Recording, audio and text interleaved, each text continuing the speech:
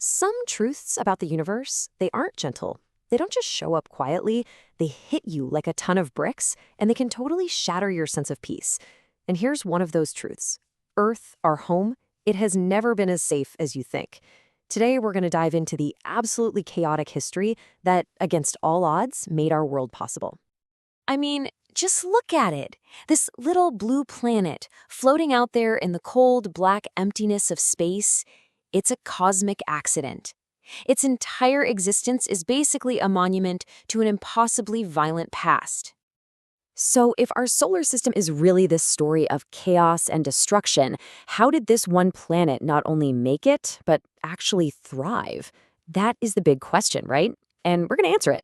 Think of this as a cosmic detective story. Okay, so to understand how we survived, we first have to get our heads around just how incredibly fragile this whole setup is. Our stability, it's a delicate, temporary thing, a total exception in a universe that, frankly, could not care less about life. No, really. Think about it for a second. A tiny little shift in our planet's tilt, a small nudge to its orbit, a little flicker in our magnetic field. Literally any one of those things could be enough to just wipe life out. Our safety isn't some guarantee. It's the result of a billion-year-long balancing act. And you can see right here, even that balance is temporary.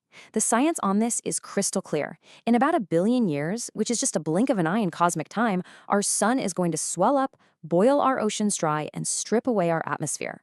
Our beautiful blue marble will become a sterile, scorching hot wasteland. And this isn't science fiction. This is just the inevitable physics of our solar system. To really appreciate just how lucky we are, we gotta look at our neighbors.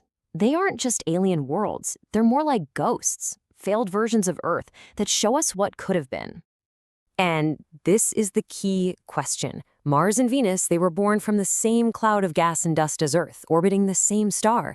So what went so horribly wrong for them, and so incredibly right for us? Well, the big difference really boils down to this. Earth survived because our molten iron core is still spinning, acting like a giant generator. It creates this powerful magnetic field, a shield that protects our atmosphere and our water from getting blasted away by the sun. As you can see here, Mars and Venus, they lost that protection. And once that happened, their fates were sealed. Let's just take Mars. It used to have rivers, maybe even oceans, a thick atmosphere. It could have had life. But Mars is smaller than Earth, so its core cooled down and solidified way faster. Once that core died, the magnetic shield just vanished. And without that shield, the brutal solar wind just scoured the planet clean, stripping away its air and boiling its water off into space. What's left? The frozen desert we see today. One small difference, its size, led to the death of an entire world. But here's the thing. The story of our survival wasn't just decided by what happened here on Earth. Our fate was actually shaped by these massive, violent forces acting way out in the far reaches of the solar system. The main characters in this part of our story, Jupiter and Saturn. We see them as these tiny, distant points of light, but back in the early solar system, they were the architects of both creation and destruction. See, early on, Jupiter started spiraling in towards the sun, acting like a giant wrecking ball. It completely destroyed a whole generation of early planets. In fact, that's why Mars is so small. Jupiter's rampage stunted its growth. But then, something amazing happened. Saturn's gravity caught up to Jupiter, and the two giants locked into this perfectly timed gravitational dance that pulled them both back out into the outer solar system. This whole grand tack event was pure chaos, but in its wake, it flung a ton of water-rich asteroids inward, seeding a young, dry Earth with the very oceans we have today. So the crucial point is this. The same violent journey that destroyed a bunch of planets and kept Mars from growing up was also the very thing that delivered the most essential ingredient for life right to our doorstep. Destruction literally paved the way for creation. So we've seen how our world was protected and how it got its water from these distant giants. But there's one final twist to this story, a mystery a lot closer to home that shows just how much of a cosmic pinball machine our solar system really is. Let's talk about Mercury for a second. We tend to overlook it, right? It's just this small, scorched rock way too close to the sun. But Mercury is holding on to a pretty big secret about our solar system's violent childhood.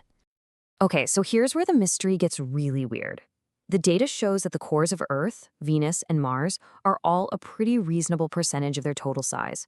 But then look at Mercury. Its core makes up over half of its entire volume. That is a massive anomaly. A planet that small should not have a core that big. So, what happened? The leading theory is as wild as it sounds. Mercury is in exile. It's probably the leftover core of a much larger planet, maybe once the size of Earth or Mars. In the absolute chaos of the early solar system, some catastrophic impact likely stripped away all its outer layers, and then the gravitational mess hurled that battered remnant into its current, fiery orbit. So, when you pull all these different threads together, the failed worlds, the destructive giants, the cosmic exiles, you get a totally new picture of our home. You see this incredible symphony born not from peace, but from a beautiful, chaotic accident. You see Mars, a ghost world that's a constant reminder that survival is never, ever guaranteed. A planet that had all the right stuff, but lost its shield. You see Jupiter, this great paradox, a destructive force that cleared the way for our world and then delivered the very water that gave it life.